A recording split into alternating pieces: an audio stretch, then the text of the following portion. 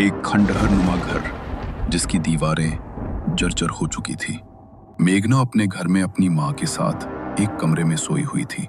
नींद में भी उसके चेहरे पर एक अजीब सा डर था।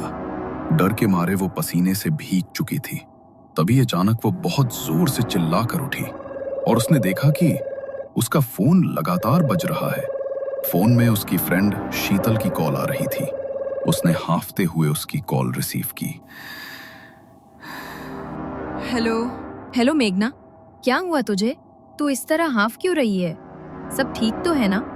पता नहीं शीतल, मैंने तुम्हें वो सपना बताया था, याद है? वो जगह बार बार मेरे सपनों में क्यों आती है? ऐसा लग रहा है कोई मुझे बुला रहा है।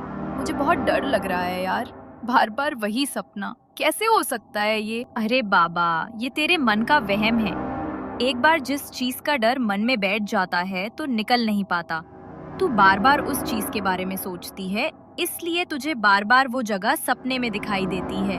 तू चिंता मत कर, सब कुछ बिल्कुल ठीक है। और मैंने तुझे इसलिए कॉल की थी कि आज शाम को हम घूमने जा रहे हैं, तो चुपचाप हमारे साथ आ जाना। अरे लेकिन माँ को अकेले छोड़कर कैसे आऊँ? तुझे तो पता है ना माँ की हालत के बारे में। हाँ बाबा, पता है, लेकिन एक दिन के लिए मैनेज कर लेना। अपनी पड़ोस वाली आंटी को बोल दे, एक दिन के लिए वो आंटी का ध्यान रख लेंगी। वो भी तो बहुत बार अपने बेटे को तेरे पास छोड़कर जाती हैं। अच्छा ठीक है, शाम को मिलते हैं। शाम को मेघना अपने दोस्तों के साथ घूमने के लिए निकल गई। विक्की, समीर, नैतिक, शीतल और मेघना, पांचों दोस्त अपनी गाड़ी में एंजॉय करते हुए मेहरगढ़ की ओर निकल गए। मगर मेघना का मन अभी भी बेचैन था। अरे बाबा, क्या हो गया है तुझे? आज तो हम ट्रिप के लिए जा रहे हैं, तब भी तो खुश नहीं है। किस लिए इतनी परेशान है? कुछ नहीं यार, लेकिन कुछ अजीब सा लग रहा है, जैसे कोई तो अनहोनी होने वाली है। कोई तो है जो मुझ पर नजर रखे हुए है। अरे यार, तू क्या देखने लगी है आजकल, जो तेरा दिमाग ऐसा हो गया है? थोड़ी कम भूतिया नॉवेल्स पढ़ा कर तो तेरा दिमाग थोड़ा ठिकाने रहेगा।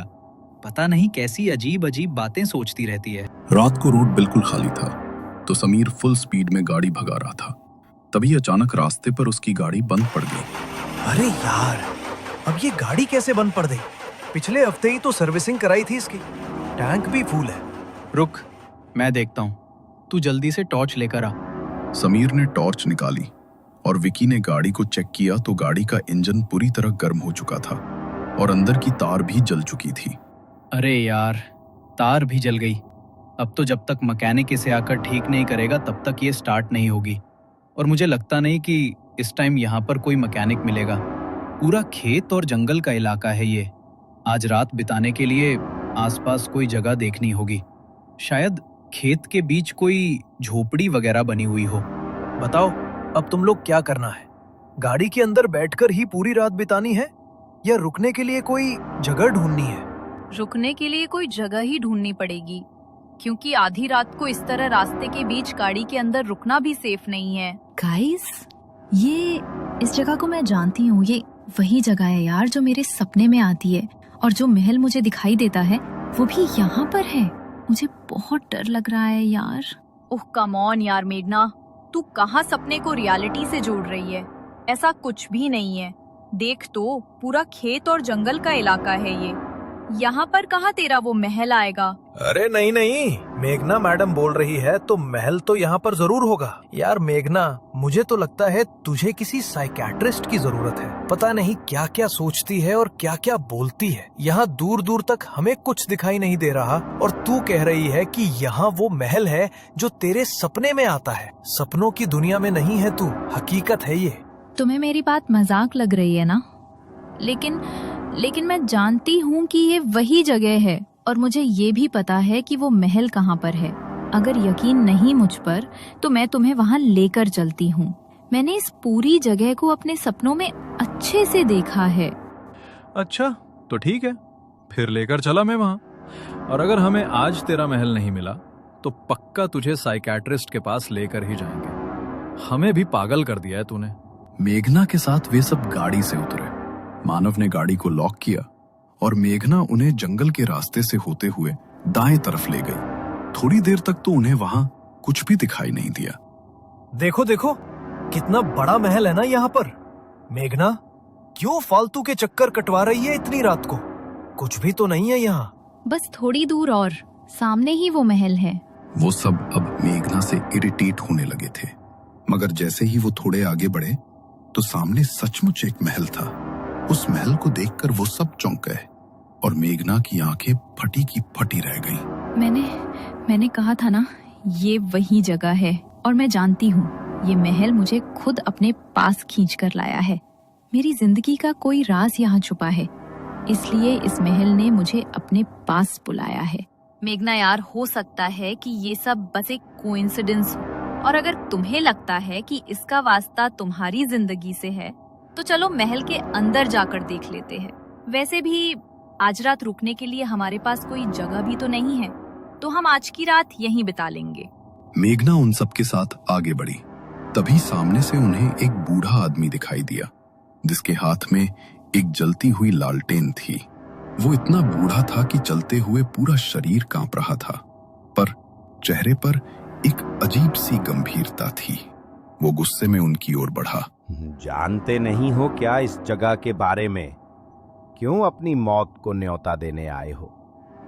शांत है वो इतने सालों से, अगर जाग गई तो किसी को नहीं छोड़ेगी। अरे अंकल, ये ऐसी लोकेशंस पर आपके जैसे लालटेन वाले बुढ़े फिक्स होते हैं क्या? बेफालतू में डराने आ जाते हो। और मुझे समझ नहीं आ रहा, जब ये जगह इतनी खतरनाक है तो रात के 12 बजे आप महल के पास क्या कर रहे हो? आपकी उम्र हो गई है चाचा, अपने घर जाओ और जाकर सो जाओ आराम से। बूढ़ा कांपती हुई आवाज में उन पर चेतावनी देता हुआ वहां से निकल गया। वो पांचों महल की तरफ बढ़े। मेघना ने पीछे मुड़कर देखा तो वो बूढ़ा आदमी मेघना की तरफ ही देख रहा था। उसने मेघना को एक अजीब सी मुस्कान दी। वो मुस्कान मेघना को और भयभीत कर गई। वे पांचों अब महल के दरवाजे पर पहुंचे। दरवाजे पर ढेर सारे ताबीज बंधे हुए थे। ये ताबीज ऐसा लगता है जैसे किसी शक्ति को अंदर रोक कर रखने के लिए इन्हें बांधा गया है। अरे यार, अब तो जो भी हो, इन ताबीजों को तोड़ कर ही अंदर जाना पड़ेगा, वरना तेरे सपने की सच्चाई कैसे पता चलेगी कि किसने तुझे यहाँ बुलाया है। समीर ने बिना कुछ सोचे समझे उन ताबीजों को तोड़ दिया। उसने महल का दरवाजा खोला। वो जैसे ही महल के अंदर पहुंचे तो वहां घुप अंधेरा था। विक्की ने अपने बैग से टॉर्च निकालकर उसे जलाया तो महल में हर तरफ जाले लगे हुए थे और पूरा महल मानो धूल की चादर में लिपटा हुआ था। हर तरफ से एक अजीब सी किरकिर की आवाज गूंज रही थी। तभी विक्की ने टॉर्च को दूसरी दिशा में घुमाया और तभी एक चमगादड़ों का झुंड आकर उनके ऊपर झपट पड़ा। ओह माय गॉड, ये तो हमने सोचा ही नहीं कि यहाँ चमगादड़ होंगे। अगर ये एक बार शरीर से चिपक गए तो निकलना मुश्किल हो जाएगा। निकलो यहाँ से, ये बढ़ते जा रहे हैं। एक के बाद एक चमगादड़ उनके सर पर मंडराने लगे। वो सभी दौड़कर दरवाजे की तरफ भागे, लेकिन हवा के झोंके से दरवाजा अचानक बंद हो गया। उन्होंने दरवाजा खोलने की बहुत कोशिश की, लेकिन दरवाजा मानो जाम हो गया। जैसे तो वो महल चाहता ही नहीं था कि अब वो पांचों उस महल से बाहर निकल सके। अरे अब इस दरवाजे को क्या हो गया? खुले क्यों नहीं रहा? कहीं तू हमें सच में भूतिया महल में तो नहीं ले आई? पता नहीं यार, पर यहाँ कुछ तो अजीब सा महसूस हो रहा है मुझे। जैसे ही मेघना ने ये कहा, एक जोर का झोंका आया और चमगादड़ों की किर किर वाली आवाज अचानक शांत हो गई। वे पीछे मुड़े। जहाँ कुछ ही पल पहले चमगादड़ मंडरा रहे थे, अब चारों तरफ सन्नाटा पसर गया था। ये कैसे हो सकता है? अभी तक तो यहाँ चमगादड़ों का झुंड था और अब एक भी नहीं दिख रहा। जितनी जल्दी हो हमें यहाँ से निकलना होगा। पुराने महलों में आने जाने के लिए काफी सारे दरवाजे होते थे। इस दरवाजे के अलावा भी यहाँ बाहर जाने के लायक कोई ना कोई दूसरा दरवाजा जरूर होगा। हमें वो ढूंढना होगा। मुझे नहीं लगता कि अब हमें यहाँ से बाहर निकलने के लिए कोई दरवाजा मिलेगा। मुझे तो लगता है हम इस महल के जाल में फंस गए हैं और अब ये महल हमें यहाँ से बाहर निकलने नहीं देगा। मेघना, तू पहले रोना बंद कर और शुभ शुभ बोल। एक तो हम सब पहले ही तुम्हारे सपने से इतने ज्यादा डरे हुए हैं और तुम हमें अपनी बातों से और डरा रही हो। वो सभी दूसरा दरवाजा ढूंढने के लिए पीछे की तरफ जाने लगे। तभी उन्हें वहां पर घुंघरुओं की आवाज सुनाई दी, जैसे तो कोई अपने पैरों में घुंघरू पहने उनकी ओर ही बढ़ता हुआ आ रहा हो। वो आवाज धीरे धीरे बढ़ने लगी और चारों तरफ से वो आवाज उनके कानों में गूंजने लगी। अचानक फिर से चमगादड़ों ने उनके ऊपर हमला कर दिया और खुद को बचाने के लिए वो सभी इधर उधर भागने लगे। भागते भागते मेघना छिपने के लिए ऊपर की तरफ भागी। उसके पीछे चमगादड़ों का झुंड था। उसने देखा कि सामने एक कमरे का दरवाजा खुला है, तो वो चमगादड़ों से बचने के लिए सामने के उस कमरे में चली गई और अंदर से दरवाजे को बंद कर लिया। वो अभी भी बुरी तरह हाँफ रही थी। उसने कुछ देर वहां चैन की सांस ली। तभी उसके कानों में एक आवाज पड़ी, जैसे तो कोई बड़ी दर्द भरी आवाज में कुछ गा रहा हो। ये कैसी आवाज आ रही है? ये गाने की आवाज तो मुझे मेरे सपने में भी सुनाई देती है, जैसे कोई बहुत दर्द में हो। लेकिन मेरे अलावा यहाँ पर और कौन है? कहीं कोई आत्मा तो नहीं? या कहीं ये चारों ही तो मुझे डराने की कोशिश नहीं कर रहे? शीतल, विकी, समीर, नैतिक, तुम लोग मुझे डराने की कोशिश कर रहे हो ना? देखो प्लीज अपना मजाक बंद करो, मुझे सच में डर लग रहा है। मेघना को उसकी बात का कोई जवाब नहीं मिला। तभी उसे कमरे में घुंघरू की आवाज सुनाई दी। उसने पलट कर देखा तो कमरे की खिड़की बड़ी ही तेज आवाज के साथ खुली। कमरे के अंदर जैसे ही चांद की हल्की रोशनी पड़ी तो दूसरी तरफ एक परछाई उभरी, बिखरे बाल और नृत्य करती हुई एक स्त्री। उस परछाई को देखकर मेघना मानो उसकी ओर ही खिंचती चली गई। मेघना ने कमरे में अंदर की तरफ बढ़कर देखा तो एक बड़ी ही खूबसूरत नर्तकी के कपड़े पहनी एक औरत उसकी ओर पीठ करके खूब सुंदर नृत्य कर रही थी। उसके घुंघरू की आवाज और संगीत की धुन उस पूरे कमरे में गूंज रही थी। मेघना एक टकटकी लगाकर बस उसे ही देखे जा रही थी। तभी अचानक उसने नृत्य करना बंद कर दिया और अचानक वो मेघना की तरफ पलटी। उसका चेहरा बेहद भयानक था। आंखों की पुतलियां पलटकर ऊपर को हो चुकी थी और चेहरे का मांस गलकर उसके भीतर कीड़े रेंग रहे थे। शरीर पर भी हर जगह कीड़े लिपटकर उसके सड़े हुए मांस को खा रहे थे। उसका इतना भयानक चेहरा देखकर मेघना की चीख निकल गई। वो औरत अचानक से मेघना के ऊपर झपटी, मगर इससे पहले वो उसे कुछ नुकसान पहुंचा पाती, अचानक से कमरे का दरवाजा खुला और वो औरत कहीं गायब हो गई। मेघना ने देखा तो उसके दोस्त भागते हुए उसके पास आ रहे थे। उन्हें देखकर उसका मन कुछ शांत हुआ और वो जल्दी से उठी। अच्छा हुआ तुम मिल रही हमें, ये जगह बहुत खतरनाक है। तुम सच कह रही थी, कुछ तो अजीब है इस जगह में, मगर पता नहीं तुम्हारे सपने से इसका क्या वास्ता है। उठो और जल्दी चलो यहाँ से। नैतिक ने मेघना का हाथ पकड़ा और वो पांचों वहां से नीचे की तरफ भागे। बाहर जाने का दरवाजा अभी भी खुलने का नाम नहीं ले रहा था, मगर उन सब ने मिलकर जोर लगाया तो दरवाजा खुल गया। वो जल्दी से भागकर अपनी गाड़ी में बैठ गए। पहले उनकी जो गाड़ी स्टार्ट नहीं हो रही थी वो अब एक बार में ही स्टार्ट हो गई। उसी वक्त वो लोग वहां से निकल गए, मगर वहां से निकलने के बाद भी मेघना के चेहरे पर एक अजीब सा डर था। वो बहुत बुरी तरह सहमी हुई थी। मैं जानती हूँ मेघना कि तुम्हारे सपनों का आज हकीकत से सामना हुआ है। ये तो हम भी नहीं समझ पा रहे कि ऐसा कैसे हो सकता है, लेकिन तुम डरो मत, हम वहाँ से वापस आ गए हैं। प्लीज तुम रिलैक्स हो जाओ। मेघना ने शीतल की तरफ देखा, मगर उसकी बात का उसने कोई जवाब नहीं दिया। वो लोग पहले ही 6 घंटे की ड्राइव करके वहां पहुंचे थे और वापस आते हुए भी उन्हें गाड़ी चलाते हुए लगभग 4 घंटे बीत चुके थे। सुबह की हल्की हल्की रोशनी होने लगी थी। तभी समीर में एक ढाबे के पास अपनी गाड़ी रोकी। यार बहुत भूख लग रही है, चलो कुछ खा लेते हैं। वैसे भी कल रात से दिमाग खराब चल रहा है मेरा। अरे तू अभी भी क्यों बुत बनकर बैठी है? जो बीत गया सो बीत गया, चलो खाना खाने चलते हैं, मुझे तो बहुत भूख लगी है। उनके कहने पर मेघना गाड़ी से उतर गई, लेकिन उसके चेहरे पर कोई भाव नहीं था। वो ढाबे के अंदर जाकर खाने के लिए बैठे। टेबल पर खाना सर्व हुआ। मेघना के सामने पानी का भरा गिलास रखा था। उसने जैसे ही उसके अंदर देखा तो उसमें उसे उसी औरत की परछाई दिखाई दी जो पीछे से उसकी ओर झपट रही थी। ये देखकर मेघना ने उस गिलास को उठाकर दूर फेंक दिया और जोर जोर से चिल्लाने लगी। उसका पूरा शरीर कांपने लगा और पसीने से भीग गया। उसकी ऐसी हालत देखकर उसके दोस्त भी बुरी तरह घबरा गए। वो मुझे मार डालेगी, वो यहाँ तक मेरे पीछे आ गई है। मुझे उससे बचा लो, वो मुझे मार डालेगी।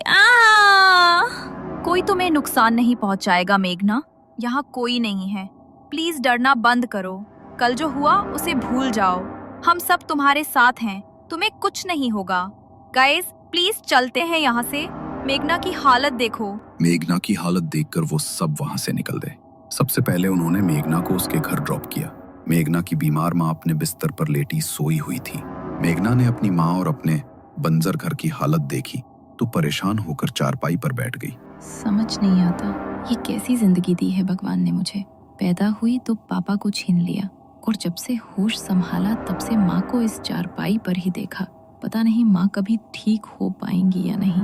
मैंने कौन से बुरे कर्म किए होंगे कि माँ को इतना दुख सहना पड़ा।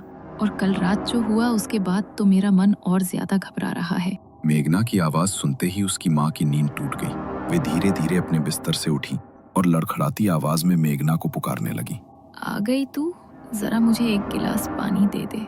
मेघना ने सहारा देकर अपनी माँ को उठाया और उसे पानी पिलाया। उसकी माँ की हालत इतनी खराब थी कि पानी पीते हुए भी आधा पानी उनके मुंह से नीचे गिर रहा था। मेघना हर रोज अपनी माँ की हालत देखकर रोने लगती थी।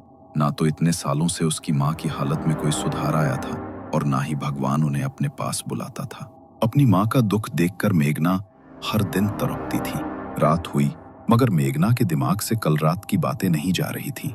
उसे बार बार आंखें बंद करते ही वो जगह और वो औरत अपनी आंखों के सामने दिखाई दे रही थी। आखिर क्यों दिखती है मुझे वो जगह, और वो मेरा वहम भी नहीं है।